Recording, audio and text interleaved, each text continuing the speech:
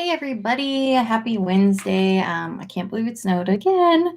In my heart of hearts, I was sort of looking forward to some more sunshine, but that didn't happen. So it's kind of cloudy and gloomy, but how many of you are struggling with your kiddos at home? So there are a lot more. So you have the potential for more conflicts. So, with each conflict arises the opportunity to have a battle out with your kid, or make it a moment where you can both take a time out and let it be a teachable moment.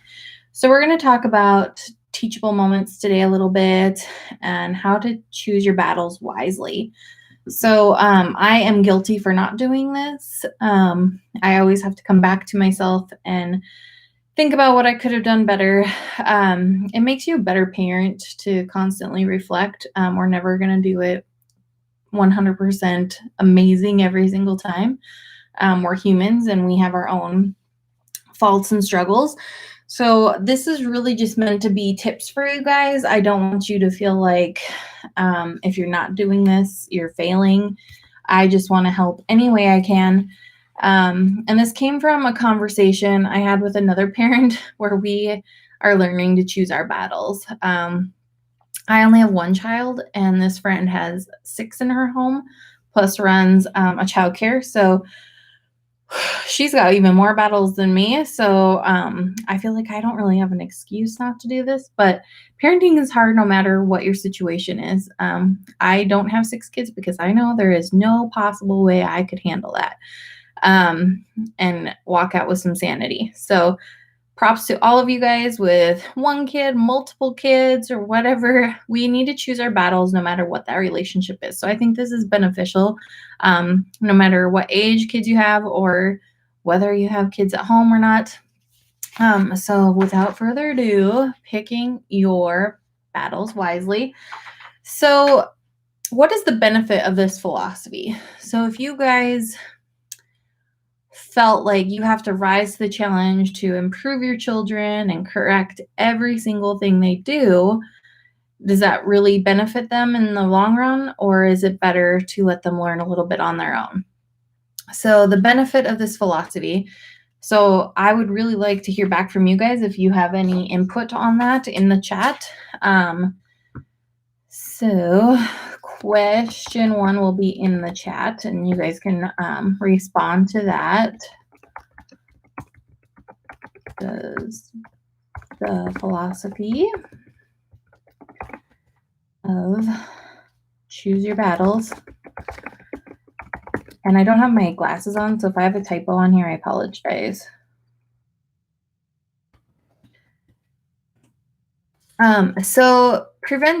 So one of the benefits is it prevents you from being overwhelmed as a parent.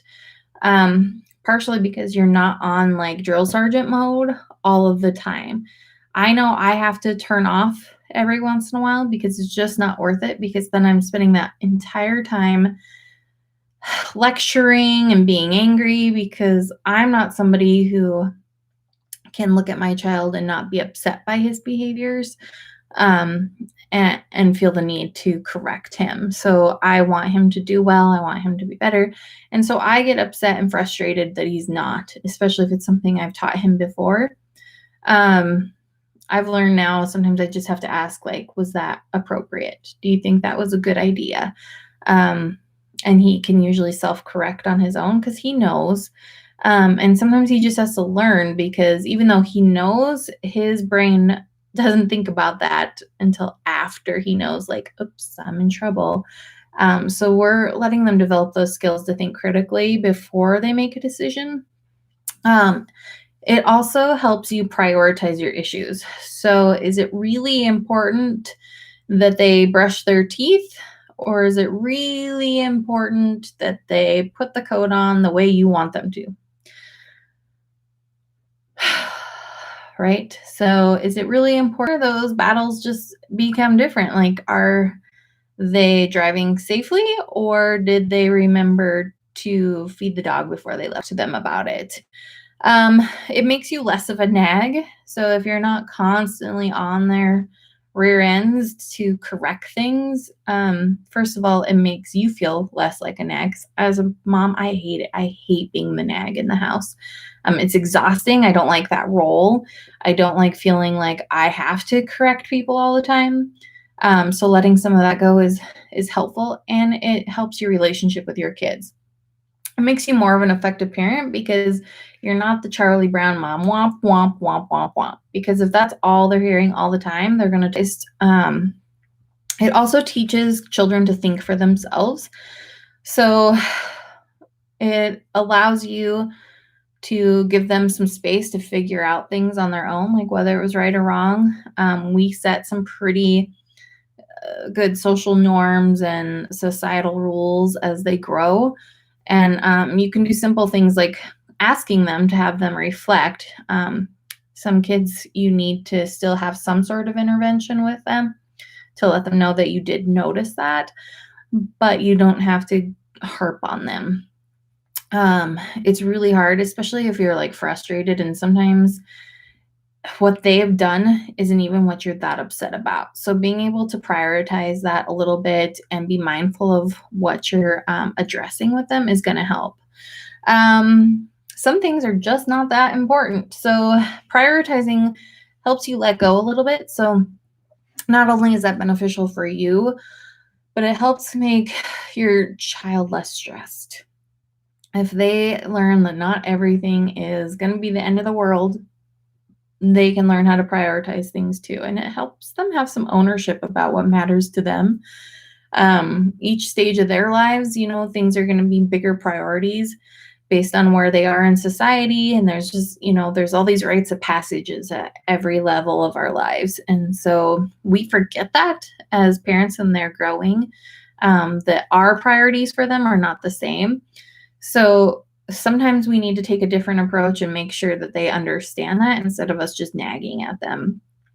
If we nag at them or feel like it's not working, whatever method you're using, you can always try again a different way. You can always sit them down afterwards and explain to them why you're on them about this, why it's important. If you don't have a good reason why it's important, maybe you need to look internally to figure out what's really going on there. If you're modest about what your child needs to accomplish, so having some realistic expectations, making sure that what you're asking of them is age appropriate. My 4-year-old's probably not always going to match his clothes, and not always is the shoe going to be on the right foot. So that gets really frustrating. And, but I can't expect him to do that and feed the dog exactly the way I would. He's learning a lot of things. He might not set the table the way I do. Sometimes he gets really creative with how he's going to set the table. And that's okay. So being realistic about what we're asking of our kids allows them some time to decompress and relax and kind of do some reflection, learn on their own, and become who they're going to be. If we continually tell them they have to do everything the way we would, that's kind of how they're going to be programmed to operate. Either they're going to defy us, or they're going to be doing things and not understanding why. So it's really healthy to give them that opportunity to reflect and figure it out for themselves. And if you're having discussions with your kids, you're going to understand where they're coming from a little bit more. And I think that always helps you be less of a harper or a nagger, if we can have some empathy and understanding for our kids. The next benefit is Rome was not built in a day. So when I read that, I laughed really hard because it is a cliche, but that's okay that it wasn't built in a day. So don't put the, cart before the horse. Like I said, with dressing, like, does it matter if it matches, or does it just be good that they're wearing weather appropriate clothes and they did it on their own? And that's a huge achievement for kids. So making sure you're prioritizing what you want them to be doing. Here's a warning for you. So if you're new to prioritizing battles, or maybe you can always go back. And part of building a relationship with somebody is being honest and humble and recognizing when we don't always act appropriately or make wrong decisions as parents. I'm not saying you have to be your kid's best friend and, let them know that everything you're a failing at this job as a parent. But the reality is that you're a human and not just a parent. So letting your kids see you be a little bit vulnerable is really good, and that builds their empathy levels as well. So don't be afraid of being wrong. You can, as long as you're trying to build communication paths and build that relationship with your kid, you're going to be making steps in the right direction. So my next question is I want to know what strategies you guys use to prioritize your battles. So, what's important to you? How do you determine that? Is it based on, the time of year, or is it different for each kid because of their learning styles or issues you're having? Is it, to help navigate like other adults or kids in the home? Like how do you guys do that? And it probably constantly changes, but I'm just looking for some input there. We are going to be talking about this in a group on Monday night in the, if you go to Facebook at Alliance for Youth, we'll have the tools for your toolbox meeting on Monday at 7. And this is going to be the topic then too, because I have an active participating group of parents that I think this will be a good laugh to talk about, because I know we're all picking our battles, mostly because it's for survival, so we're not so stressed trying to figure it out. And I know some people, like that parent I was talking about, they're setting realistic goals for their kids so that everybody knows what's expected that day. They're realistic, and you start to feel a little bit better. So I don't know if you guys caught me talking about like finding hope, but when we're stressed, we're missing a few links in the hope chain, right? If we can accomplish small things and win small battles with our kids, it is going to build up some resilience in our relationship. It's also going to build up you feeling strong as a parent, and like you're not failing and you're not struggling as much. And it gives you some confidence. So don't be afraid to do that. I have to do it all the time. Like when I'm talking to you guys, it's like my own little pep talk too. So I'm not perfect by any means at this. So some ways you can improve. So the next question, I'm sorry, how can you pick your battles and improve your parent-child relationship? So this one seems hard, but I have talked about it a little bit, and there is some tips on here that I'm going to give you. Sorry, I'm typing and talking. To do that, and it's really looking at yourself internally on how we can change to using this strategy to improve our parent-child relationships. And I think this is important at every age. So I really struggle with like anxiety and depression, and this whole thing when I feel isolated, even though I'm introverted and I like my own time, when I feel isolated, I kind of go in a spiral. And so then I kind of have to shut down and regroup, because then I start getting angry and agitated, and I take it out on the people I love. And so then I'm definitely not choosing my battles wisely. And I'm just in a constant state of, for lack of a better word, like momster. Like I am the nag. I am the person who can't take the time out and self-reflect, or I do, and then I just feel worse. So I really have to step back and kind of reprogram myself. And as I do that, like I think about what I'm missing, and I'm missing that like bonding time with my son when I'm like that, and I'm not in the moment. And so these next tips are really helpful for me. So changing your mindset. You don't have to be the rules with a fist parent. Not everything has to be corrected, and learning that is really hard, and remembering that is really hard. On Frozen, when they say let it go, like there's just some things you have to let go because they are not that important. And so some of these things I'm talking about really do um, repeat themselves because they make sense for a lot of reasons. The number two thing you can do is allow your child to grow up. So we talked about how you need to give them that time to decompress and reflect. Kids do need to learn how to, natural consequences. So when they're younger, you have rules set up in your house where if they don't meet your expectations and you take their phone away or they lose a privilege or something like that. There's other things where, like, if they don't pick up their room and sort their laundry, they're wearing dirty clothes for the next week because you're not on their schedule. You have to let them kind of explore the world and figure things out and guide them the best you can. And sometimes to do that, it's not the nagging. You still need to intervene, but it is a conversation. It is a heart to heart with your kid and getting to know them a little bit more and their reasoning behind their choices. And if you do that, you can better guide them and understand them.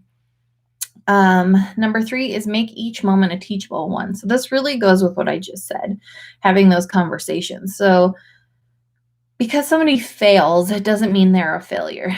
It doesn't mean that there's not room for improvement. So they really don't fail. It's just an opportunity to point out some lessons you've already learned and you can guide them, but they won't always take it. But if you come at them with a positive mindset or a helpful or empathetic one, you're going to get a lot better response from them than if you come off as blaming or criticizing. So you really have to change your approach on that. And it's really hard, I feel like, when we care about our kids so much to not be that person. Like sometimes we come across as like angry ogres, even though that's not our intention. That's not how we're feeling. We are just overwhelmed with wanting to protect them and wish we could make their choices for them because we have learned things that they haven't.